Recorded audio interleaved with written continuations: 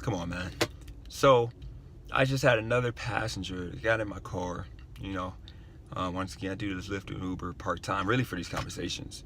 So, of course, black guy, referred to himself as African American, of course. And I try to explain to him the whole fact that you're not from Africa. You were born in America, and you don't know if you're from Africa. If you came here as a slave, you're just assuming your great grandparents were slaves. They may have not been.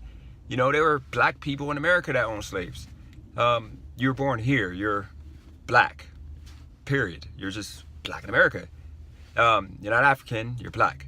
Don't let people put that on you. But that's a whole nother video for another day. But he starts talking to the fact that white people are pretty much against black people in the sense that we're held back by a white man. We're held back by the government being black. I'm like, dude, okay? I had to break it down to him. I'm like, you know the problem that faces black people in America, okay? The biggest problem is ourselves, okay? If you think about it, look at our culture. Look at our standards, okay? If you do things properly, right, okay? When I say properly and right, I mean right, literally. It's considered being white, acting white, which is a shame, you know? But then if you are, you know, you do something like you kill somebody or you do criminal things or, you know, whatever, or you're struggling, then that's, I guess, that adds to your blackness. Then you get it. You're with the struggle. But if you bust your ass to get out of the grind and just get to a normal life, you know, of you know, going to work, coming home, taking care of your family, no struggle, it's considered being white. It's considered not being a real black guy. And it's such a shame. Because I'm trying to explain to this guy, I'm like, dude, okay, we all make mistakes, such as myself, make mistakes, okay, that I'm correcting right now.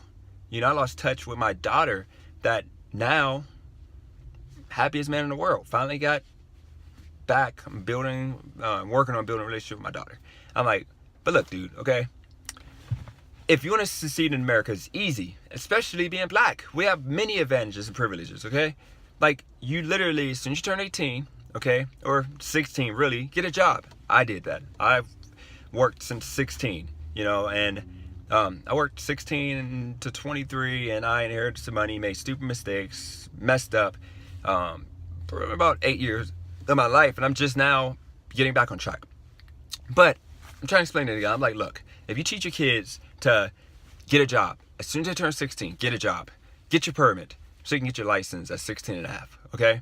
That's the start, okay? Secondly, value education. Put an emphasis on reading books, being well educated, okay? If you don't really want to go to educated route, you can go to skill route, learn a skill or a trade, so that way you can get a higher paying job, you know, or go to nursing school, or try to get hired with a company or hired into a company that is going to last, that you can grow with, you can climb up the ladder.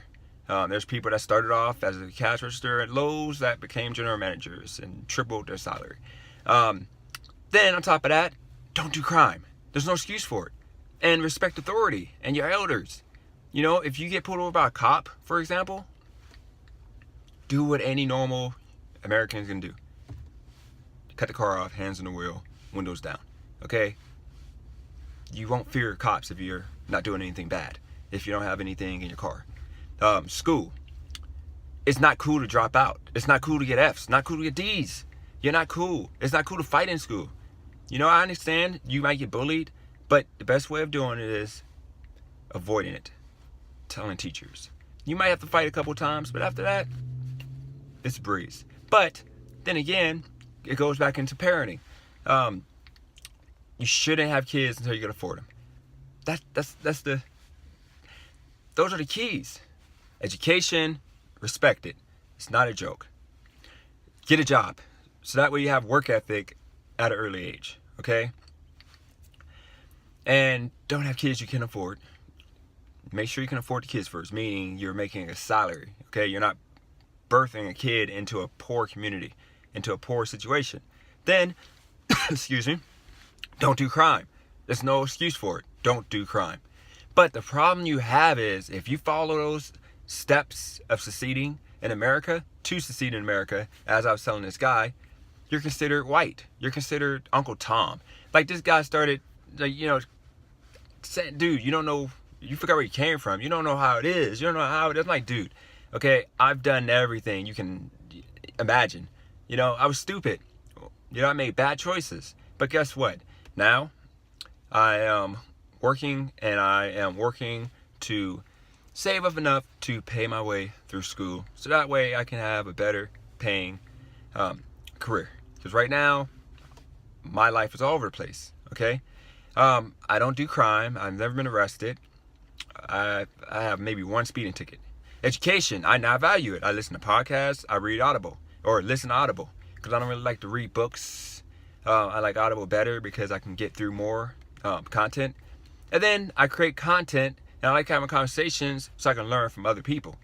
And I try to explain to the guy that, like, problem is that being black being black in the hood or in our black community, if you act properly, you're picked on. You're not respected. But if you're the guy that goes out and shoots somebody, or you're the guy that goes out and is feared for violence, you're respected, and it's a shame, and we have to fix that. The best way and the only way to avoid having a continuous cycle of kids ending up in jail and being poor is to stop the cycle.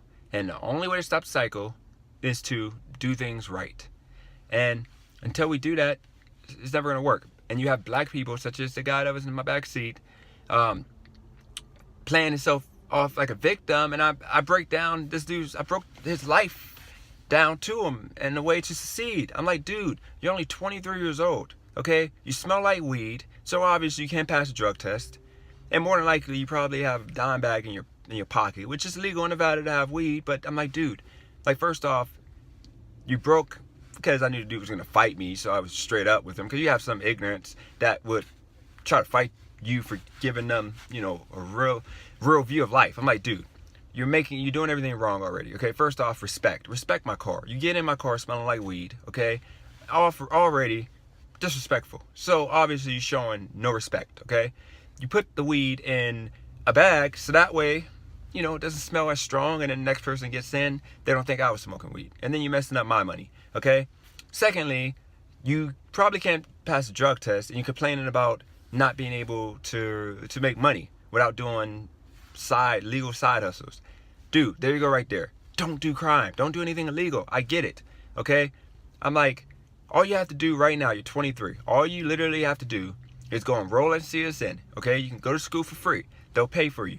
They'll give you grants. You end up getting back like $1,500 to buy your books each semester, okay? You take out a small loan to go get a car, okay? And then you can do Uber and Lyft part-time. And there you go. You're legit, okay? Don't smoke, because obviously if you get in an accident, they're going to drug test you and you're screwed, okay? No matter who's at fault, you're at fault. And I try to break this down to dude. I'm like, dude, like, instead of like doing a little side hustle, why not learn how to do something legit? It sounds like you're a hustler. You can go around and sell products. You can sell products.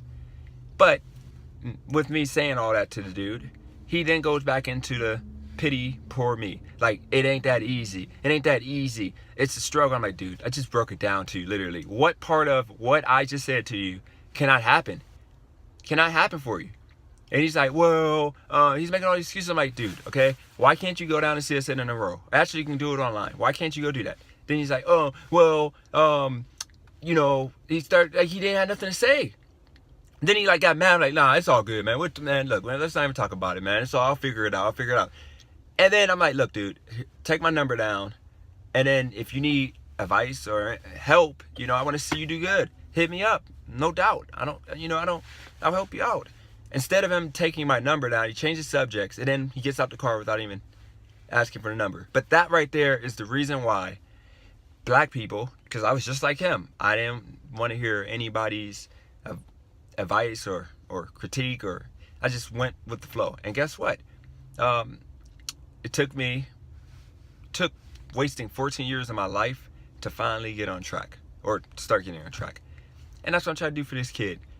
But black people were too programmed to think negative, to think the wrong way, the backwards way. And it took this move to Vegas to realize that. And I'm going to get into that in another video. What caused me to realize and wake up and realize that, not to get political on this video, but the democratic liberal way, it enslaves us black people to continue to struggle, to continue to be poor, and continue to create generations of struggle, literally, because majority of us have kids between the ages of 16 to 23. We birth them into communities that are already struggling, and some mothers, they have multiple kids. Actually, it's common, not uncommon to see mothers with 5, 6 kids at the age of 25, 26, which is too much. It's like, after the first kid, I get it. Second kid, mistake, okay, mistake. You know, you can't afford, you're on welfare, why do it? But then the third kid is like, come on, man, wake up, go get birth control. Then the fourth kid is like, dude, you're stupid. I don't want to hear nothing else. I don't want to hear about your struggle at all. Don't complain, because you know what? You slept around, and majority of these women with 5 kids, 6 kids, 7 kids, not one of the dads are in their life, in the kid's life. So the kids are struggling without a dad. They're struggling to eat. They don't get anything due to the fact that the mother and those men were so selfish. They wasn't thoughtful enough to think, okay, the kid is going to struggle. Why would I want to do this at this point in my life? I get it. Like I said, 1, 2 times, you know, we make mistakes. But when you have multiple kids, like, come on. But that's this video. We need to stop, as black people, we need to stop saying, if you do things right, it's white. If you do things if you do things wrong, it's black. And that's just a normalized thing for us. Stupid. But that's it for this video. I'm not gonna tell you to subscribe because I have no subscribers yet. I'm averaging 50 views. Of course, this channel is gonna blow up once you start advertising. I'm just trying to build content so that way people can get a clear view of how I feel, get into my mind a little bit better, off of a bunch of videos instead of taking one video out of context. And understand, I'm never going to apologize for what I've said, because this is how I feel, this is my opinion, and you're on my videos watching my opinion, so obviously you want my opinion. And you should feel the same way. You should express your views, your opinion in my comments. Let me know how you feel. You may change my mind, but as I said, it's common sense. We got to wake up, people.